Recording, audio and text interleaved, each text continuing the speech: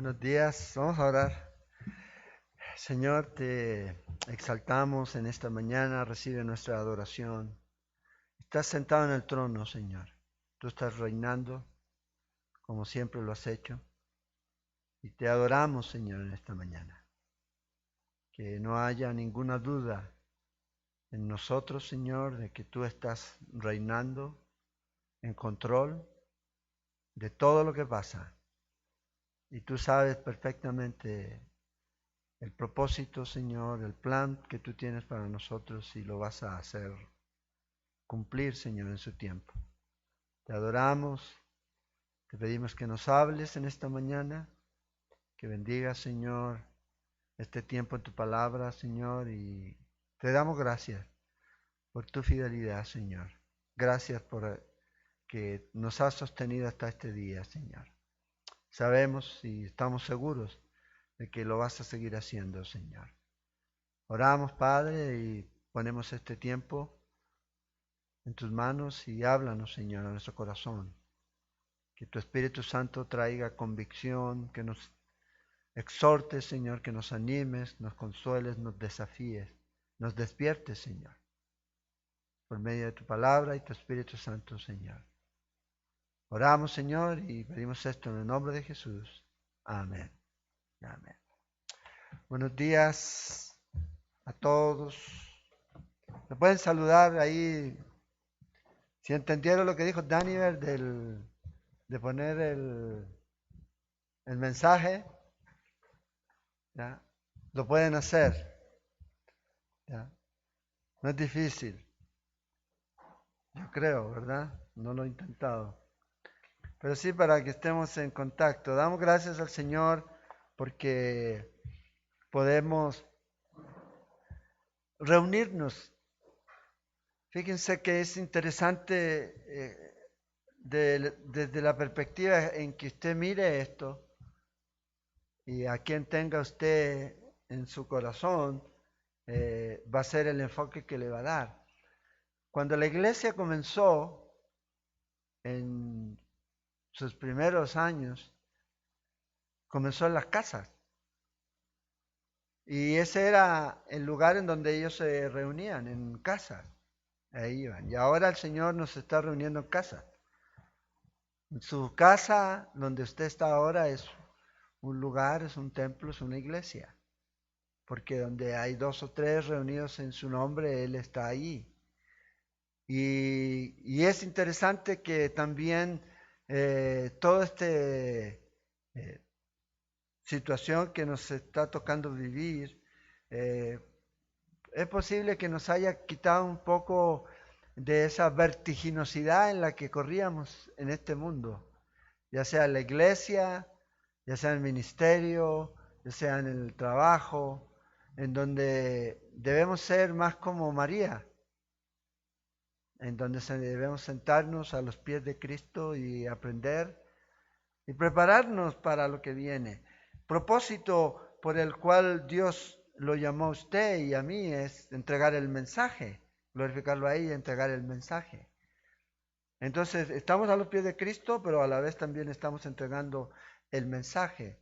No nos podemos reunir en un lugar físico en donde todos puedan venir, pero sí nos podemos reunir a través del mundo, a través del Internet, ya sea en un sofisticado programa con cámaras 4K, 5K, 8K, 10K o lo que sea, con bandas, con orquestas, hasta el hermano más sencillo con un celular, ¿ya?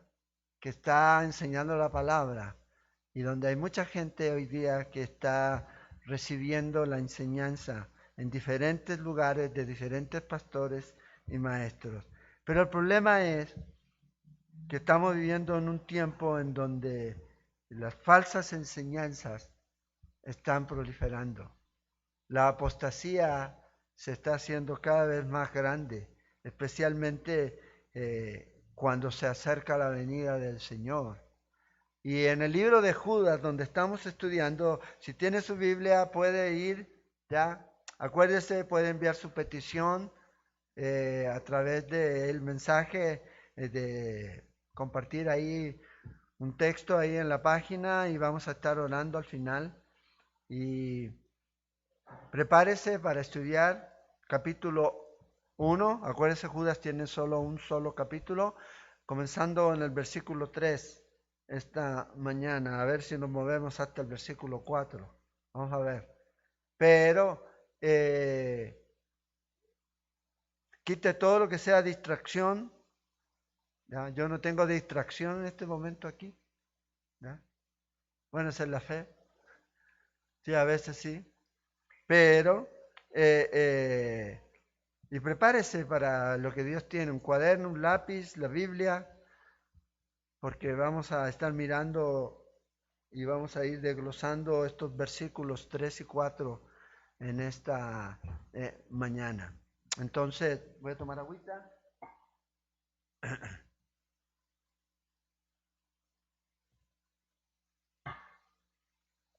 Después, al final, vamos a estar orando también, porque mucha gente que nos ve que no es de Costa Rica y en sus países es el Día de las Madres. ¿Ya? Por ejemplo, en nuestro país, en Chile, donde nacimos, es el Día de la Madre. Entonces, al final también vamos a estar orando por las mamás. Eh, los primeros dos versículos que miramos la semana pasada, ya, la introducción, los saludos y la introducción, y ahora vamos a entrar aquí al estudio del cuerpo de la carta, con esta declaración de propósito de la carta que el apóstol Judas hace en los versículos 3 y 4. Primero, en el versículo 3 habla acerca de ese proceso de escribir sobre la fe. Y luego en el versículo 4 indica a las personas que se están oponiendo a la fe. Versículo 3 habla aquí de que tenía una intención original para escribir esta carta. Es la declaración que él hace acerca de que hay una intención al principio, pero ve cómo Dios por medio del Espíritu Santo lo dirige hacia otro tema o hacia otro tema. Luego habla de la intención revelada que fue ordenada por Dios y la proclamación evangelística de este tema. Aquí hace el apóstol. Y dice el versículo 3, amados, por la gran solicitud que tenía de escribiros acerca de vuestra común salvación, ese era el tema original. De eso él iba a escribir. Pero luego dice, me ha sido necesario escribiros. ¿Ya? O sea, el apóstol o Judas aquí estaba con el propósito de escribir acerca de la salvación, pero luego es dirigido, dice, a escribir algo diferente, algo sobre un tema diferente. Dice que es necesario escribir. Podríamos decir que esta es la carta que no deseaba ser escrita. Y exhortando, dice, que contendáis ardientemente por la fe que ha sido una vez dada a los santos. Entonces comienza aquí y Judas usa la palabra amados, y esto está dirigido a este grupo de personas que él reconoce como amados en el Señor. Esta palabra comunica afecto, esta palabra comunica cuidado, esta palabra comunica preocupación por aquellos a los que él está escribiendo. Esta palabra aparece 62 veces en el Nuevo Testamento. Y aquí en esta carta de 25 versículos aparece 3. Aquí en el versículo 3, en el verso 17 y en el verso 20.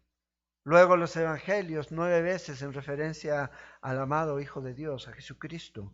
Y las otras veces es en referencia a los creyentes. Pero dice aquí que él estaba escribiendo a estos amados. Dice, por la gran solicitud que tenía de escribiros acerca de nuestra común salvación. Aquí Judas está presentando a sí mismo como este hombre que fue puesto por Dios para cuidar. Es como el mayordomo, fiel del cuerpo de Cristo, de la iglesia del Señor. Y como ese mayordomo fiel, entonces él entiende que esta gente no es de él, es de Cristo, es de Dios, Él murió, pero Él también tiene un propósito dado por Dios, cuidar ese rebaño, cuidar esas ovejas. Por eso dice aquí que Él tuvo gran solicitud, tuvo gran deseo. Y habla de la seriedad, habla del fervor que Él sentía hacia los creyentes. Y por esta razón, Él, con un cariño sincero, dice, les quiero escribir a ustedes esta carta. Un deseo sincero. Y es necesario también no solamente quedarse en el deseo, sino que ir a una acción. Siempre cuando hay un deseo sincero va a haber una acción necesaria. Y eso es lo que Él está haciendo aquí. Esto Él está hablando acerca de cómo está preparando la carta, y cuando Él está preparando esta carta, siente del Señor escribir, probablemente recibió información de falsos maestros que estaban entrando a la iglesia y que estaban llevando y arrastrando a otros creyentes a la apostasía. Fíjate, dice que Él les estaba escribiendo y les quería escribir en primera instancia sobre nuestra común salvación. Dice acerca de nuestra común salvación. Y no es algo que sea común, sino que se refiere a que todos nosotros hemos sido salvos en esta común salvación. No hay una manera diferente de salvarse. Todos, ricos, pobres, inteligentes, no inteligentes, estudiados, letrados o no, todos necesitan ser salvos de la misma manera. No hay otro camino, y es a través de Cristo Jesús. Entonces le dice, yo les estoy escribiendo intencionalmente, o les iba a escribir acerca de esto, acerca de justificación, acerca de regeneración, acerca de santificación, acerca de glorificación, que son los temas que abarcan la salvación. Pero Él va a pasar a otro punto aquí. Fíjate, dice, me ha sido necesario escribiros. Y a escribir de esto, pero le fue necesario. Empezó a escribir sobre salvación, pero el Espíritu lo guió a dejar ese tema y comenzar a advertir a los creyentes respecto a estos falsos maestros que estaban surgiendo en la iglesia. Pedro ya había dicho que iban a venir, y ahora este ya los está viendo, que están surgiendo aquí. Probablemente alguien trajo noticias a Judas para hablarle acerca de que estaban personas infiltrándose en las congregaciones. Y entonces él dice, esto no puede ser. Hay que detenerlo de inmediato, hay que advertirlo de inmediato aquí. Y aquí es donde está él escribiendo. Esta es la obligación que él tenía como siervo, como mayordomo, como pastor, de advertir al rebaño. Este era su corazón en este momento. Y por eso les dice aquí que el Espíritu Santo lo está llevando a escribir a estos creyentes para exhortarles, fíjate, exhortándoos que contendáis ardientemente por la fe. Y aquí es esta carta, una exhortación para los creyentes. Ya miramos en los primeros versículos que esta carta está dirigida a los creyentes que estaban expuestos a la infiltración de estos falsos maestros. Por eso la palabra exhortar aquí es amonestar e instruir a los creyentes, consolar, suplicar a estos hombres para que tengan cuidado. Fíjate, dice que contiendan ardientemente o sinceramente contra estos falsos maestros. La palabra contender viene de un contexto atlético, de lucha, y habla de la idea de agonizar, de agonizar. Entonces lo que él está diciendo aquí es que el contender por la fe es algo que es duro, es un trabajo duro y diligente. El apóstol Pablo le escribe a Timoteo en capítulo 6 de primera de Timoteo, versículo 12, que debe pelear la buena batalla de la fe. Ahí está la palabra. La batalla es contender, agonizar, es ponerse en una posición de lucha y esforzarse. Y esto significa que va a ser algo duro, diligente, no se puede dejar. Entonces, inmediatamente, fíjate, él está escribiéndoles a ellos. Ahora, cada creyente Cada cristiano es responsable de lo que está recibiendo. Cada creyente debe estar siendo responsable de lo que recibe. Y cada creyente debe oponerse enérgicamente a las falsas doctrinas. Esto no es un asunto solo del liderazgo, sino de cada creyente. ¿Cuál es el problema hoy día en la iglesia? No hay conocimiento, no hay doctrina. No saben discernir lo que es bíblico a lo que no es bíblico, a lo que es esencial a lo que no es esencial. No saben discernir lo que realmente es importante. ¿Por qué? Porque los pastores han dejado de enseñar la palabra de Dios. Y lamentablemente ese es en el tiempo en que estamos viviendo. Y se amontonan, dice la gente, el apóstol Pablo, con esa comezón de oír sobre estos falsos maestros, sobre esta gente que lo que quiere hacer es endulzar el oído. Y la gente quiere escuchar eso. La gente quiere escuchar que son sanos, que nada les va a pasar, que van a ser ricos, que van a ser prósperos. Entonces aquí el apóstol les está diciendo a ellos, deben ustedes contender agresivamente por la fe, defiendan la fe en contra de estos falsos maestros. Ardientemente, solamente aparece una vez en el Nuevo Testamento y es aquí. Contender ardientemente. Fíjate, está aquí el escritor Judas, el medio hermano del Señor, abordando el tema del ataque que está sufriendo el cristianismo. Y habla de la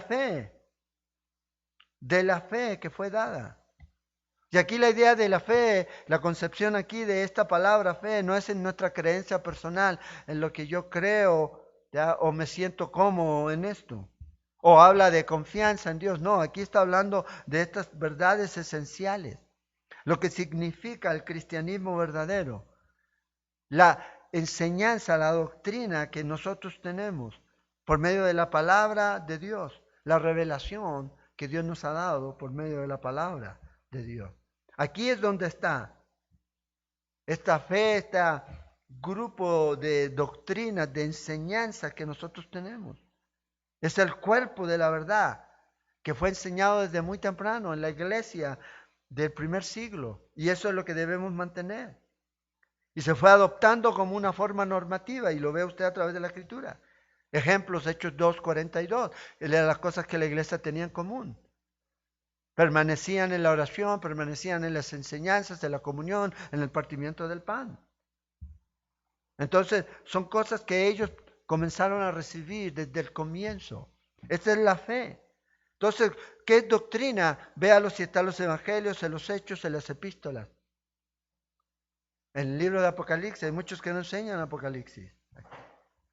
Entonces, cuando hablamos de oponerse, vemos que Pablo fue uno de los que más se opuso a estos falsos maestros. Por eso también era perseguido. En el libro de Corintios dice él que se opuso a aquellos que confiaban en su conocimiento, en su excelencia del habla, y estaban dejando de lado el poder del evangelio, y los cuestionó. Y no solo cuestionó a estos hombres que creían que porque hablaban muy bonito eso era suficiente, sino que también él puso defensa de su apostolado en 1 Corintios capítulo 2 y en 1 Corintios capítulo 9. Pablo defendió el evangelio y la fe en contra de los judaizantes, que querían que los creyentes se circuncidaran y siguieran la ley, en Gálatas capítulo 5, versículos 3 a 4. Hoy día, ¿cuántos judaizantes hay por ahí que quieren vivir bajo la ley? Debemos oponernos, Pablo lo hizo. Pablo se opuso a estos falsos maestros en Colosa que enseñaban que Jesús no era suficiente para ser salvo. En Colosenses 2, 9 y 10 nos dice que en Cristo estamos completos. Pablo tuvo que corregir la falsa enseñanza que estaba también viniendo a Tesalónica en cuanto a profecía. Y les dice a ellos, hey, ustedes no reciban a nadie que venga con algo diferente, aunque sea por carta, aunque digan que la firmé yo. ¿Ya? No digan, no lo reciban, sino que sencillamente quédense con lo que nosotros ya le enseñamos a ustedes. Entonces, el apóstol fue uno de los que más se opuso a esto. La escritura, la palabra de Dios es infalible, es inerrante. Y eso lo vemos por medio de las escrituras. Eso lo vemos por medio de lo que enseña la escritura. En segunda de Timoteo, capítulo 3, versículos 16 al 17, dice que toda la escritura es inspirada por Dios. Entonces debemos enseñar la palabra y no debemos tratar de conformarnos y agradar a los hombres. Mira lo que dice Pablo en Primera de Tesalonicenses, capítulo 2, en el versículo 4. Primera de Tesalonicenses 2, 4. Sino que según fuimos, dice, aprobados por Dios para que se nos confiase el evangelio. Así hablamos, no como para agradar a los hombres, sino a Dios. La razón, porque Él es el que prueba los corazones. Que prueba, dice, vuestros corazones. Entonces, la escritura no es problema, usted la debe enseñar. La escritura es infalible, no hay error. No contiene error ni conduce al error. Cuando estudiamos la palabra de Dios y cuando leemos la palabra de Dios, usted no debe tener miedo de que la gente va a ir a un error. El Espíritu Santo los va a guiar y la palabra no va a contradecirse en sí misma. Entonces, es muy importante que nosotros hoy día podamos entender esto que Dios nos ha llamado a contender ardientemente. ¿De qué debemos contender? De lo que el Señor nos ha dado. Y fíjate cuándo nos dio esto aquí. El tiempo en que el Señor entregó y impartió este mensaje. Dice que ha sido una vez dado a los santos. O sea, una vez entregado. No necesita ser entregado otra vez. No necesita otra vez una nueva revelación, pero fue entregado por Dios ya. Efesios capítulo 2, el versículo 2. Por los apóstoles, los profetas. Desde el Nuevo Testamento comienza ahí. Cuando comienza a escribirse es el Señor dándoles a ellos el Evangelio, las buenas nuevas. ¿Qué quiere decir eso? Que no se va a dar otro. No se va a reescribir otro. Es único en el tiempo. No se va a dar otra fe. No tenemos que reinventar algo. No tenemos que crear algo nuevo. Por eso cuando la gente dice que tenemos que ser relevantes, ¿relevantes en qué? Si el mensaje ya ha sido dado, el mensaje ya está. No necesito cambiar el mensaje. Puedo cambiar la forma, pero el mensaje está ahí. Y no necesito ser relevante porque la palabra de Dios es justa, es completa, es algo que usted no necesita alterar. Fíjate, dice que fue dado, que fue puesto en manos de. ¿Para qué? Para enseñar, para mantener, para usar, para cuidar, para administrar. Para eso el Señor nos dio su palabra. En ese momento en particular, en el pasado, de ahí en adelante. La fe que usted y yo tenemos ahora, lo que nosotros creemos, la doctrina. Pueden buscar en la página de YouTube, ahí yo hice un estudio acerca de por qué es importante la doctrina en la iglesia. Hoy día no hay doctrina en la iglesia, no hay fundamento. No hay el criterio de poder ver si lo que realmente creemos está en la palabra de Dios o no. Entonces, no va a haber nada, ya fue entregado el cuerpo de revelación de la verdad divina, usted y yo lo tenemos, aquí está en la palabra de Dios y ahí está. No debe ser revisado, no hay otra fe. Ofrecer doctrinas que no sean de esta fe es ofrecer falsedad, es ofrecer veneno. Por eso lo mejor es siempre mantenernos pegados a lo que dice la Escritura. Toda la Escritura está aquí, ya ha sido completo, el canon ya está establecido. Nada más le puede añadir. Como se dice, si es nuevo no es verdad y si es verdad no es nuevo. Entonces, usted tiene en sus manos la palabra de Dios, la Biblia. Y ahí está todo el mensaje, toda la revelación. Por eso cuando viene alguien a pretender tener una revelación que va más allá o por encima de la Biblia, nosotros lo rechazamos. Sin más. ¿ya? No lo aceptamos. Nos mantenemos en lo que hemos creído aquí. Entonces la fe ya ha sido transmitida y necesitamos nosotros prestar atención a ella. No preste atención a nada más, sino a lo que Dios ya nos ha revelado por medio de su palabra. Hoy día somos muy fáciles de seducir y engañar, como fue Eva, engañada por Satanás, con cosas nuevas, con cosas que son deseables. Pero lamentablemente la advertencia está. Y eso es algo que uno debe tener en cuenta. Entonces, dice aquí que esta fe que fue entregada, este cuerpo de doctrina fue entregado, dice, a los santos, a los apartados para Dios. Estos santos son los hombres que han sido salvos. Todos los que hemos creído en Cristo Jesús somos salvos, somos parte de la familia de Dios, somos santos. Es el resultado de nuestra relación con Cristo Jesús.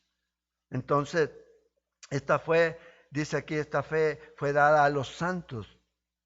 Y si esta fe fue dada a los santos, debe ser algo digno por la cual usted debe contender. La fe dada a los santos es la fe que usted debe defender, no otra, no sus posiciones, no lo que usted cree sobre algo, no sus convicciones personales. No estamos hablando de eso, estamos hablando de la palabra de Dios, de lo que dice el Señor aquí. No de lo que a mí me conviene más o me gusta más. Que debe ser así, que debe ser acá, que con corbata, que sin corbata, que parado, que sentado, que sin pelo, que con pelo. No. De si con pantalón o si con falda, con maquillaje, sin maquillaje. De eso no. Estamos hablando del cuerpo, de lo que el Señor entregó para que usted y yo pudiéramos tener todo lo necesario para la vida y la piedad. La palabra de Dios, para la salvación. Eso es. Y eso es lo que debemos contender. Hoy día hay mucha gente que habla de un evangelio en el cual no hay necesidad de arrepentirse de sus pecados. De eso estoy hablando. Eso es falso. No puede haber salvación si no hay arrepentimiento del pecado. Y eso es lo que enseña la Escritura. Entonces estos hombres creyeron, se arrepintieron, fueron puestos por Dios en una posición de santidad, así como usted y yo, y Dios les reveló a ellos lo que usted y yo tenemos aquí. Estas nuevas criaturas que somos todos nosotros. Entonces el Evangelio fue impartido desde el principio. Y este es el que tenemos que mantener, a estos santos hombres de Dios. Comenzando con los judíos.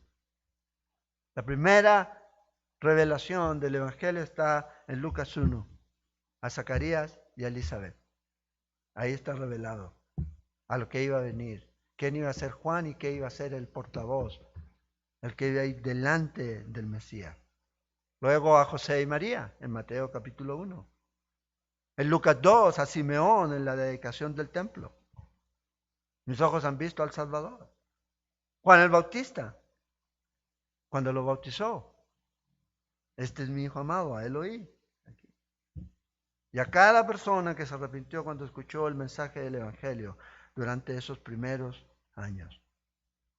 Entonces, el Evangelio es lo que usted y yo tenemos aquí. Se ha predicado y debe seguir predicándose. Y no debe cambiarlo. No necesitamos cambiarlo. Ir y hacer discípulos, dijo Jesús, es lo que debemos hacer. En Romanos capítulo 1, versículos 16 y 17, habla del Evangelio que tiene poder para cambiar, para salvar a la gente. Pablo nunca pensó que el Evangelio necesitaba ser cambiado. Pablo nunca pensó que necesitaba declarar algo diferente para que la gente viniera. No, Pablo tenía la confianza absoluta en la predicación del Evangelio. Por eso cuando la gente piensa que usted y yo podemos ser salvos por algo diferente al Evangelio, estamos equivocados. Necesitamos predicar el Evangelio. La palabra de Dios. En Gálatas, el capítulo 1, el apóstol Pablo habla acerca de las consecuencias eternas que se tienen si las personas cambian el Evangelio de Dios.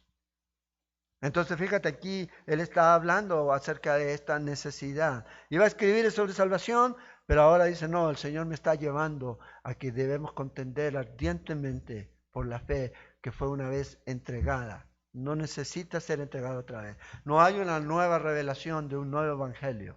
Es el mismo evangelio que ha sido eficaz, porque la palabra de Dios sigue siendo eficaz. Si la palabra de Dios deja de ser eficaz, dejo de creer en ella. Pero sigue siendo eficaz. Si la palabra de Dios deja de ser eficaz, dejo de enseñar la palabra. Pero sigue siendo eficaz para cambiar y transformar. ¿Y cuál es la razón? Fíjate el versículo 4. Estos falsos maestros, dice, porque algunos hombres, dice el versículo 4, individuos, personas, ¿ya? Y hace un contraste entre los amados del versículo 3 y estos algunos hombres, porque estos algunos han entrado encubiertamente, los que desde antes habían sido destinados para esta condenación. Hombres impíos que convierten, dice, el libertinaje de la gracia de nuestro Dios y niegan a Dios, el único soberano, y a nuestro Señor Jesucristo.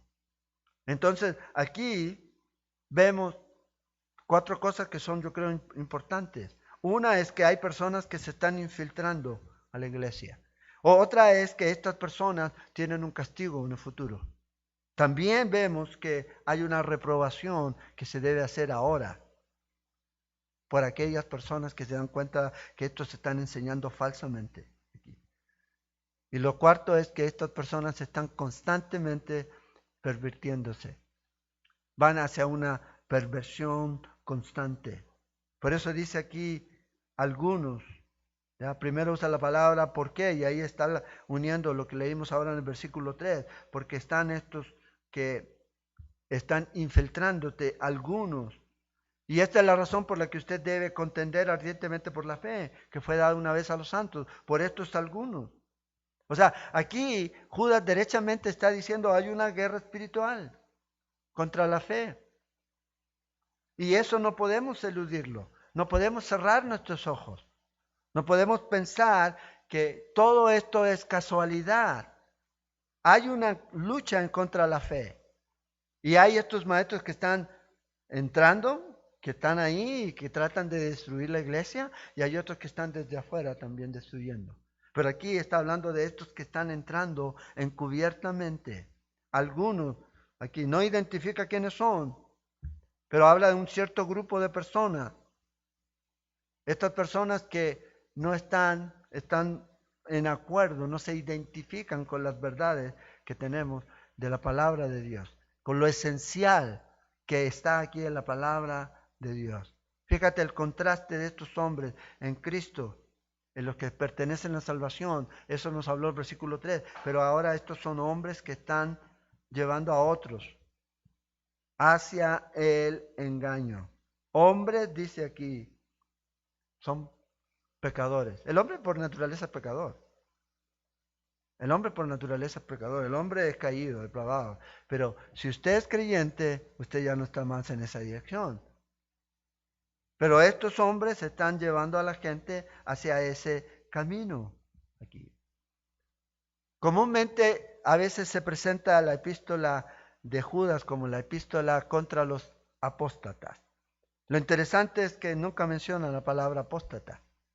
Judas, aquí al menos en esta carta. El apóstol Pedro llama a estas personas falsos maestros en segunda de Pedro, en capítulo 2, versículo 1. Falsos maestros, falsos profetas. ¿Ya? Los llama a estas personas. Entonces, fíjense, estos algunos que están infiltrándose, entonces son falsos maestros, que secretamente entran y traen herejías destructivas. La palabra herejía aquí es límite o opiniones diferentes, tomar partidos, y que llegó a ser conocido como falsas enseñanzas contra la Escritura. Esas son las herejías. Estos son estos falsos maestros aquí. Y fíjate, les advierte acerca de estas personas que llevan a los creyentes que sí se convierten en apóstatas. El creyente, cuando deja y es engañado por estos falsos maestros. En segunda de Pedro, capítulo 2, versículo 2, dice, y muchos seguirán sus disoluciones, por causa de los cuales el camino de la verdad será blasfemado. Entonces aquí el peligro, ¿para quién es? Para los creyentes. ¿Cuál es el peligro que tienen los creyentes en referencia a estos falsos maestros que pueden caer en la apostasía? Seguir a estos por el camino que los lleva a la destrucción. Aquí dice el camino que están dejando, que es el camino de la verdad. En 2 de Pedro 3:17, Pedro dice: así que vosotros, oh amados, sabiendo de antemano, guardaos, no sea que arrastrados por el error de los inicuos, caigáis de vuestra firmeza. Judas se está advirtiendo sobre este peligro de estos hombres que están aquí dentro de la iglesia. Fíjate, están dentro de la iglesia, pero dice que han entrado encubiertamente. Esta es la forma en que estos hombres entran. No es que lleguen diciendo: aquí yo soy un falso maestro, véame,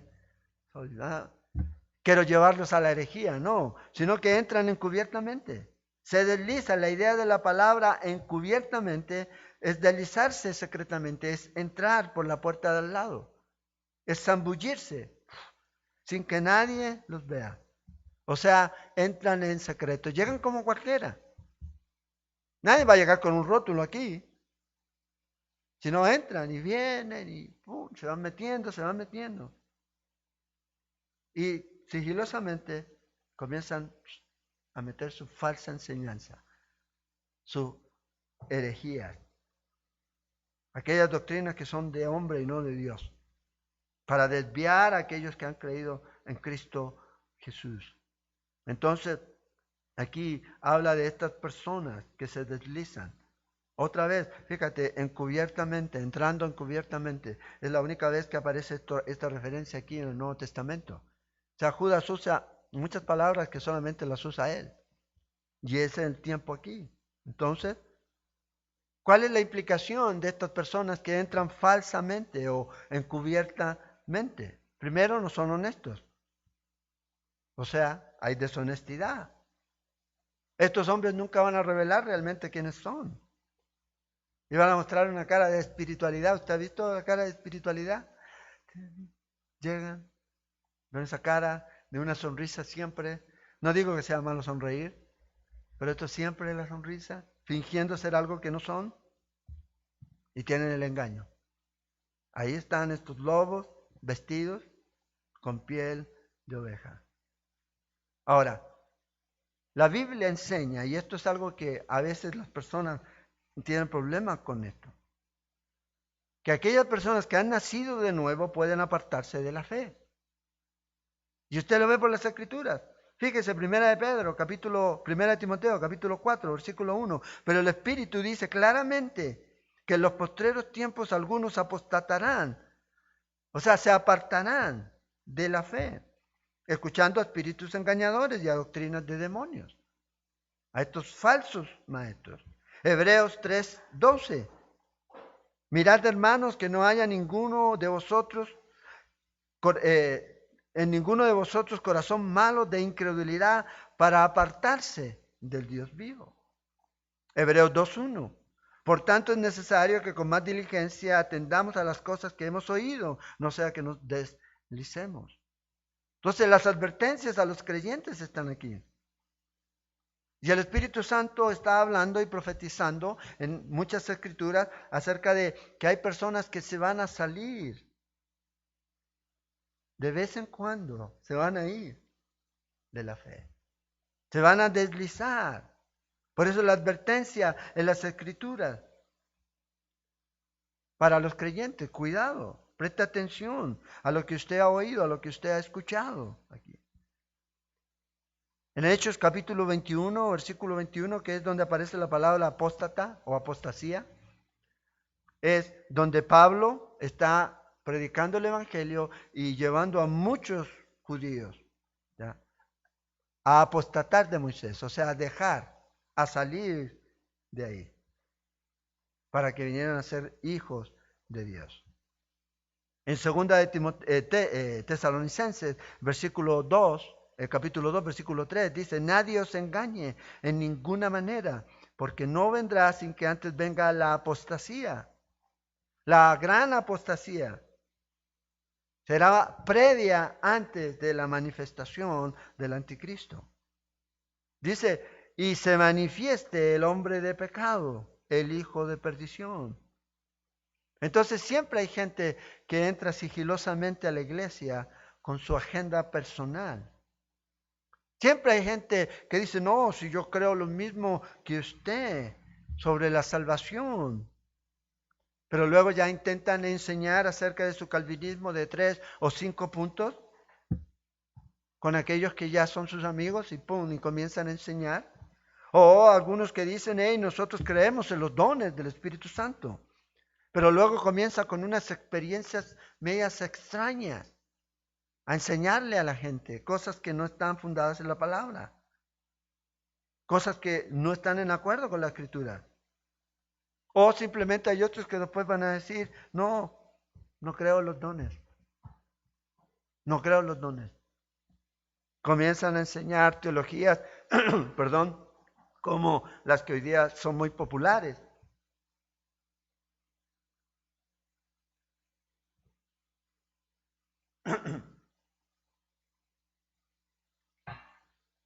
Estoy sano, no se preocupen. Solo ahora, algo me pasó ahí. Comienzan a enseñar acerca de las teologías del reino o el dominio, con la idea de que la iglesia va a establecer el reino y que necesitan recuperar el territorio de Satanás y que debemos tener cristianos en los cargos políticos y esto y esto y eso. O la teología del reemplazo, que Dios ha terminado con Israel y que ahora todas las promesas son para la iglesia, que es el nuevo Israel. Entonces, nosotros no creemos nada de eso. Si alguien lo quiere creer, bien, y hay líderes mundiales escritos y con Biblias de apuntes que creen esto, pero nosotros no. Y a veces esto lleva al error a la gente. Por eso necesitamos tener en cuenta, perdón, lo que dice Hechos 20, versículo 29 y 30. Porque yo sé, dice Pablo, que después de mi partida entrarán en medio de vosotros lobos rapaces que no perdonarán al rebaño. Y de vosotros mismos se levantarán hombres que hablen cosas perversas para arrastrar tras sí a los discípulos. Entonces hay una infiltración sutil de estos falsos maestros. ¿Y qué trae? Un peligro potencial para el creyente, si no está bien claro en lo que cree, en lo que conoce. En la iglesia en la que se está congregando debe saber qué creen. Es muy importante. También Judas declara aquí que esto ya estaba para estos hombres había un castigo. Dice, versículo 4, dice, los que desde antes habían sido destinados para esta condenación aquí. Entonces alguno inmediatamente vea, estos ya están predestinados. El preorden, pero esto está fuera del contexto del texto aquí. Porque si estos está siendo decretado por Dios, estos hombres, o sea, no tuvieron opción. Dios sería injusto aquí. Entonces estás poniendo a Dios como el autor del mal. Y yo he escuchado a algunos líderes religiosos o protestantes afirmando esto como una verdad. ¿Ya? Como una verdad. Que los hombres pecan porque Dios ha hecho el mal. Lamentablemente, no es lo que uno ve en la Escritura. Entonces, dice que estos hombres, y la referencia aquí hace mucho tiempo, habla de un tiempo en el pasado y no solamente un pasado distante. Y aparece otras veces en las Escrituras esta referencia aquí. Entonces, habían sido destinados y la idea aquí es lo que se hizo en el pasado. Y la palabra aquí es pro, que habla de escribir, o antes, y grafo, que es escribir. La idea aquí de lo que Judas está diciendo es que estos hombres ya se había escrito acerca de ellos, que iban a venir.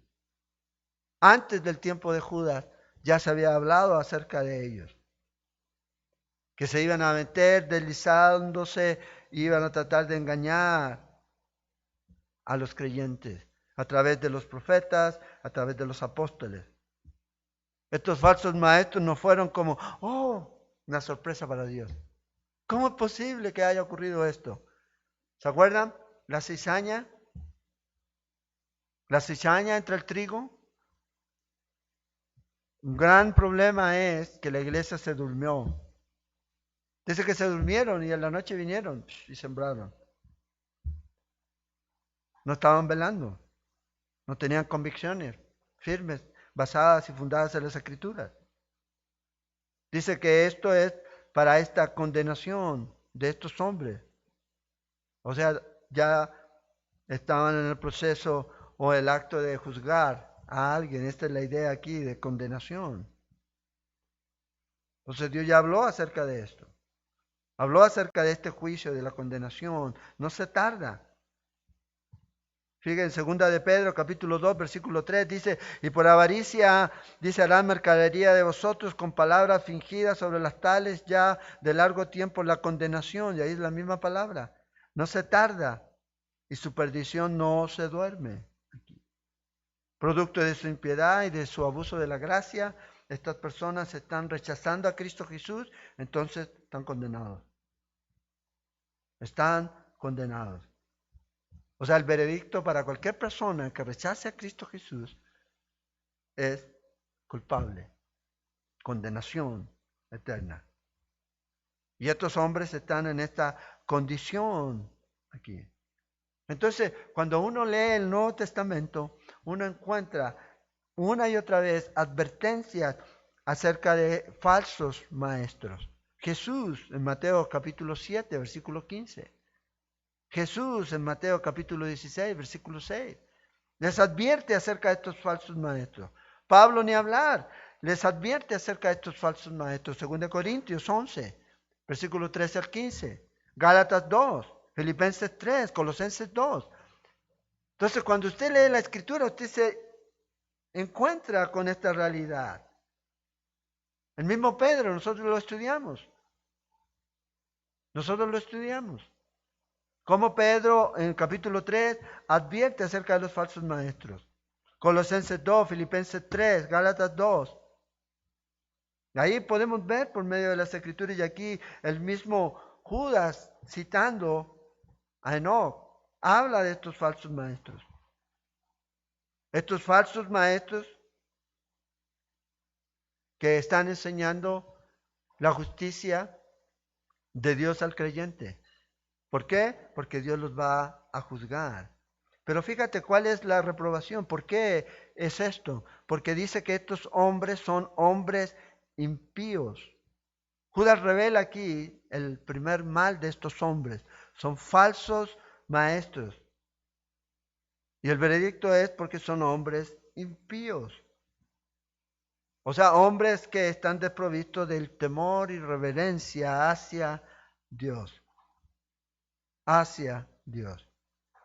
No quieren adorar, no quieren ser devotos a Dios. Estos falsos maestros no conocían ni estaban con Dios. Por ende eran irreverentes hacia Dios y hacia las cosas de Dios. Impíos, dice, sensuales y depravados en sus corazones. Lamentablemente usted ha escuchado mucho acerca de eso en las noticias, en todo nivel, en todo nivel. Pero vea, en capítulo 2 de el 2 de Pedro, capítulo 2 y 5, versículos 5 y 6, el apóstol Pedro habla de que estos impíos van a ser juzgados por Dios.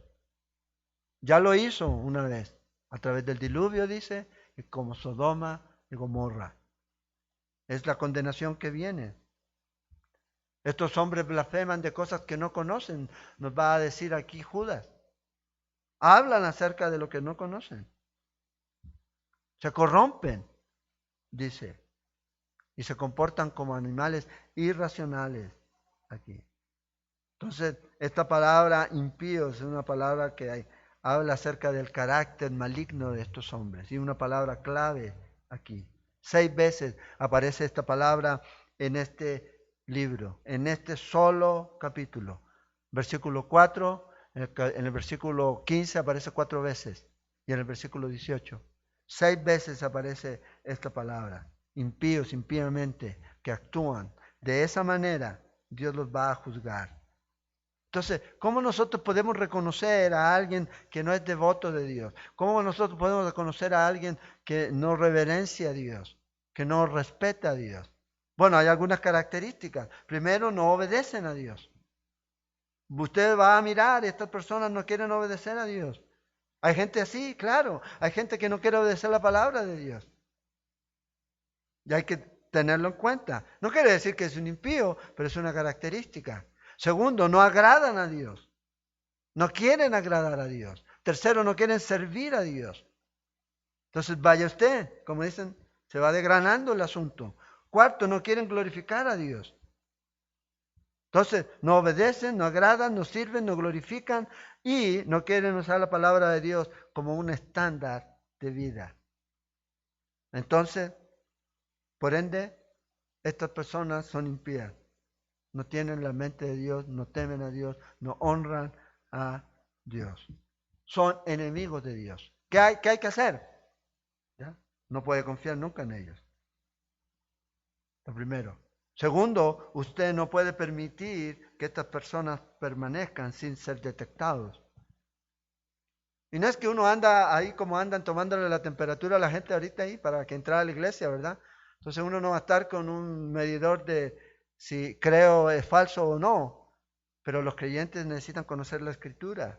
Y cuando alguien viene a enseñarte algo diferente, lo puedes detectar. Menos se les puede permitir enseñar. Yo creo que a veces es increíble cuando la gente, los pastores permiten que cualquier persona suba al púlpito a enseñar, sin siquiera chequear qué creen. Y tener en cuenta eso. Y nunca se les debe permitir engañar a los creyentes.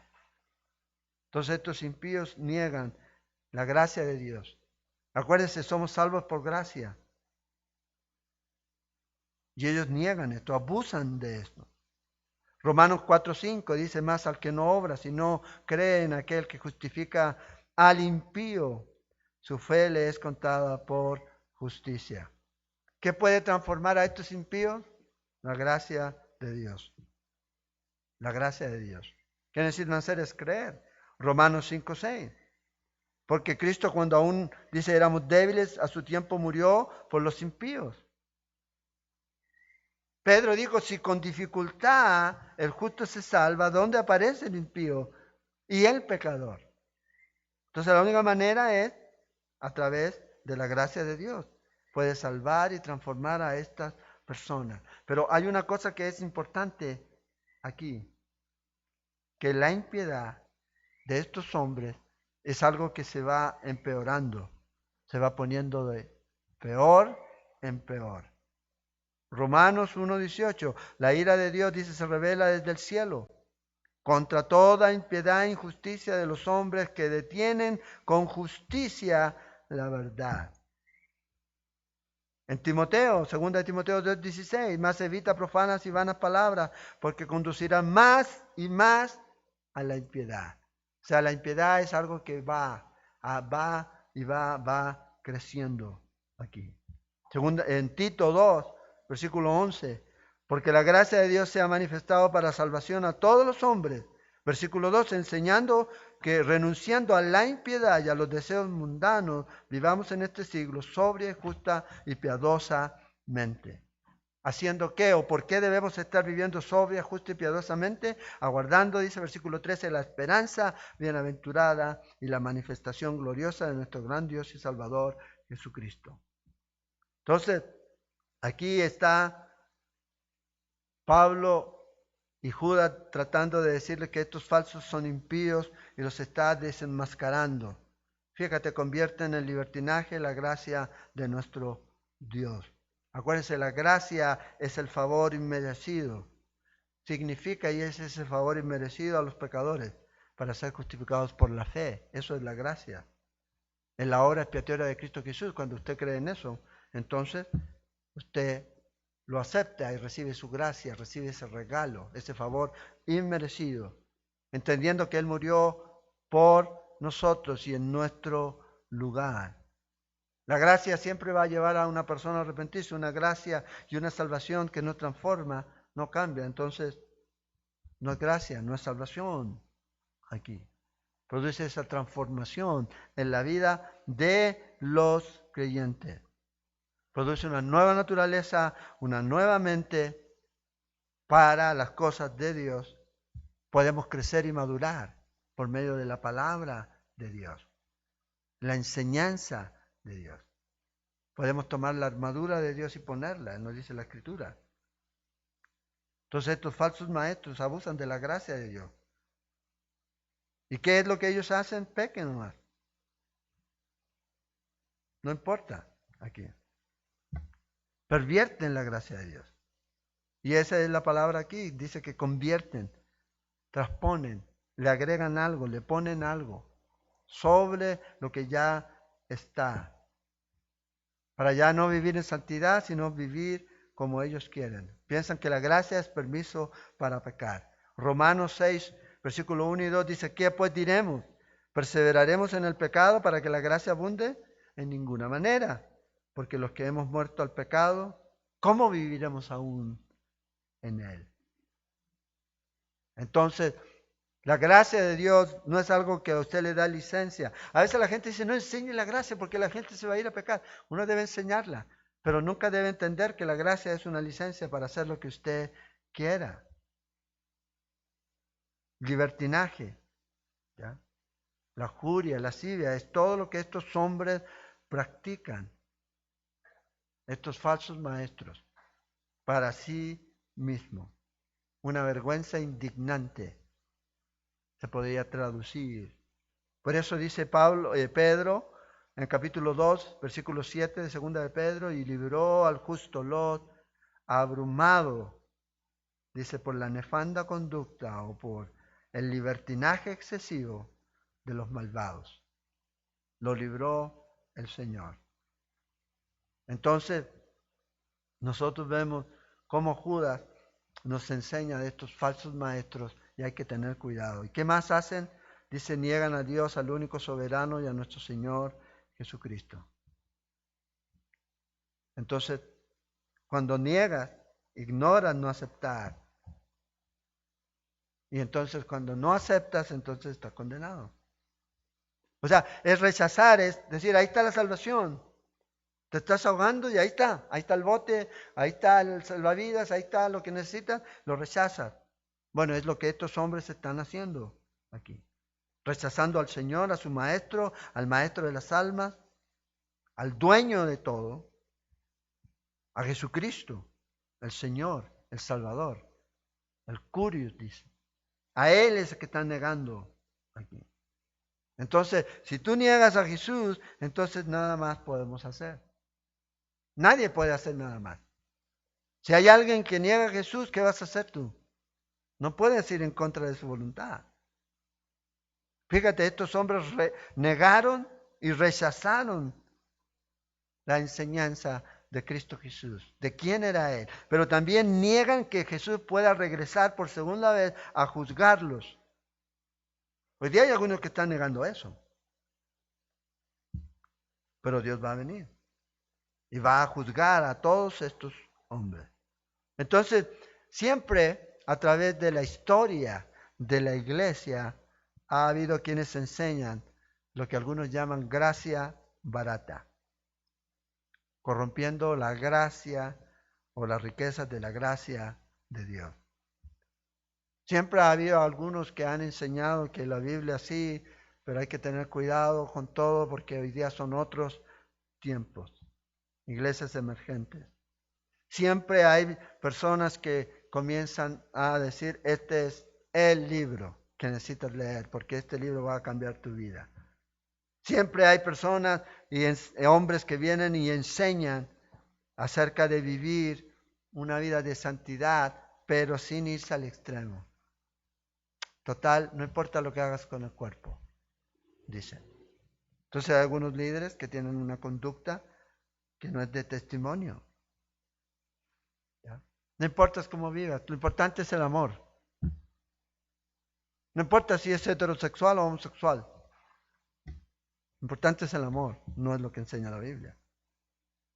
No es lo que enseña la Biblia. Segunda Timoteo 2, versículo 15, Pablo le dice, procura con diligencia presentarte a Dios aprobado como obrero que no tiene de qué avergonzarse, que usa bien la palabra de verdad.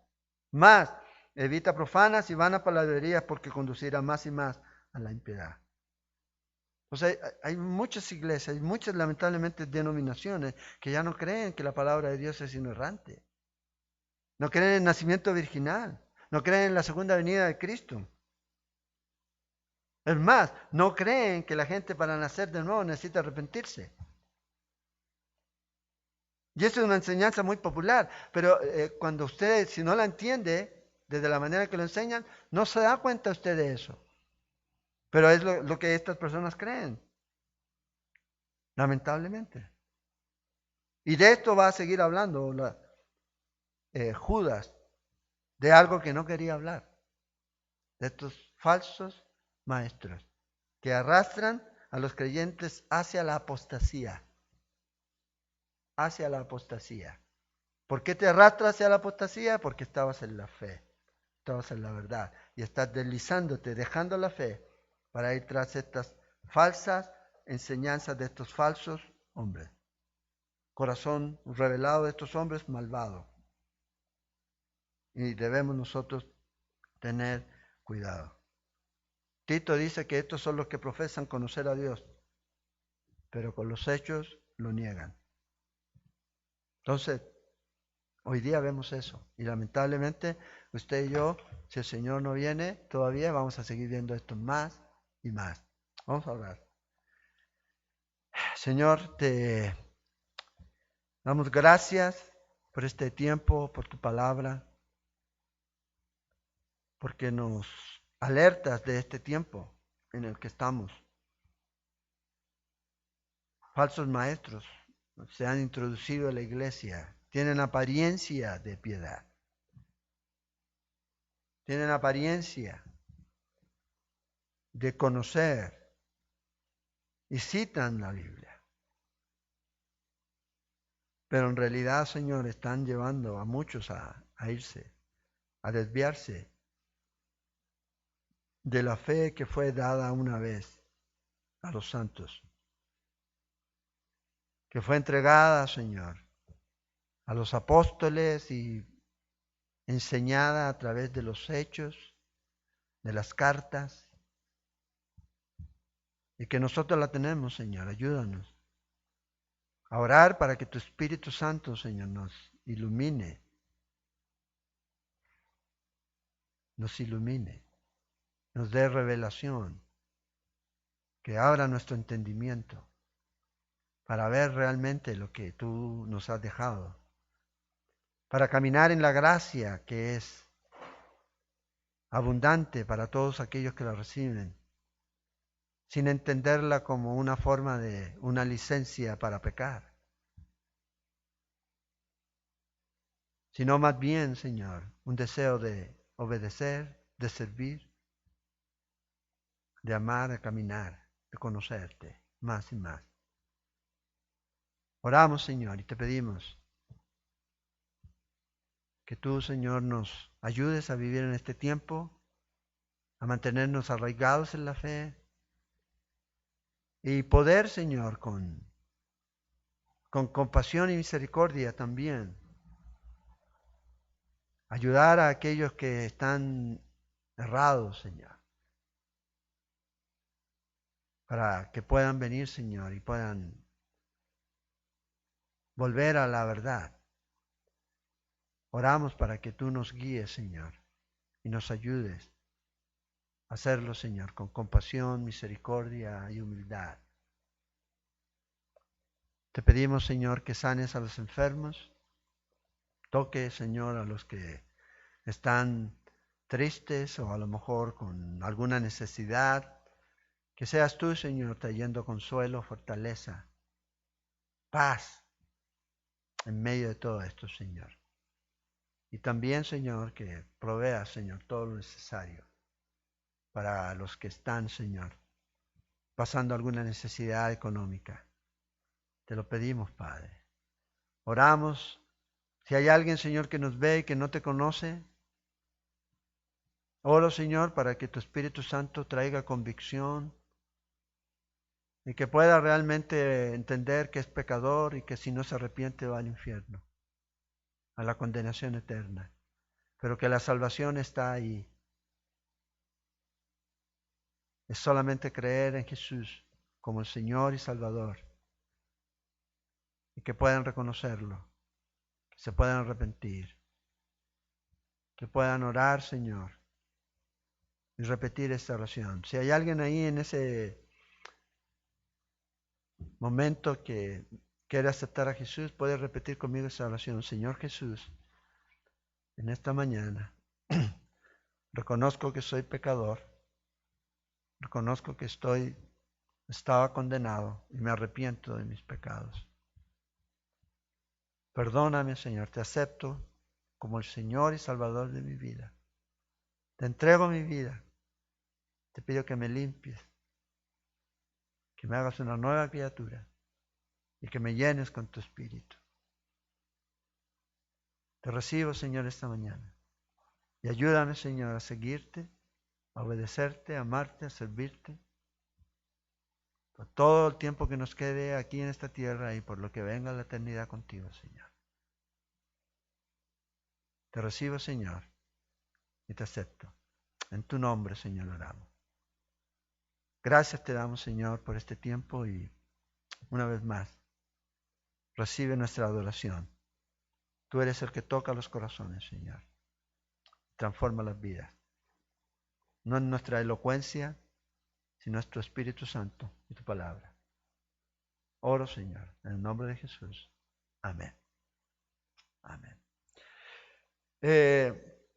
Bueno, les voy a dar algunos anuncios rápidamente. Ya seguimos en nuestros tiempos de oración. Ya usted puede, como les he dicho, tomar el tiempo de oración a las 7 o en el tiempo que a usted le acomode mejor. Miércoles y jueves vamos a tener nuestro estudio especial de Mateo capítulo 24.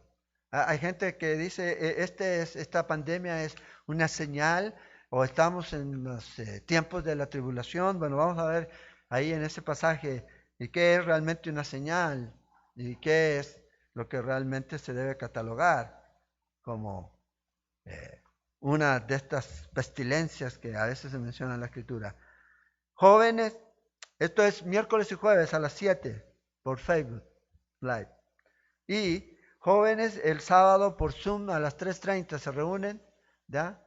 Ahí se conectan ahí, cualquier información ahí con Dani o con Catherine. El domingo seguimos con Judas y también el domingo, para que se prepare, vamos a compartir Santa Cena. Prepare su pedacito de pan y su copita de jugo para este domingo, para compartir Santa Cena. No se olviden que una vez que nosotros terminamos acá, los niños se pueden conectar para tener sus clases. La idea es que puedan interactuar, ¿ya? Esa es la idea. La idea es que los niños puedan estar ahí y puedan ver a los demás niños, ¿ya? Al menos de esa forma, hasta que ya nos podamos reunir. Y también todo lo que usted haya apartado para el Señor lo puede ofrendar ahora a través de el medio que nosotros tenemos, que es a través de la transacción de la cuenta. Y vamos a orar para terminar. Vamos a pedir al Señor ya su bendición para esta semana. Y gracias al Señor también por su provisión. Y vamos a orar. Señor, te damos gracias por todo lo que tú nos das. Oramos, Señor, para que tú recibas, Señor, estas ofrendas, Señor, como parte de nuestra adoración. Gracias porque hasta aquí nos has ayudado. Oramos, Señor, por los países donde se están celebrando el Día de la Madre, Señor. Bendice a las madres, bendice a mi mamá, a la mamá de Marixa. Te damos gracias, Señor, por ellas. Guárdalas, Señor. Y te pedimos, Señor, que tú continúes trabajando en la vida de cada uno de nosotros. Bendice a los hermanos que están, Señor, enseñando tu palabra. Donde quiera que ellos estén, bendícelos, Señor. Usa a los pastores, Señor, en donde quiera que ellos estén. Te doy gracias, Señor. Gracias por los que nos ven.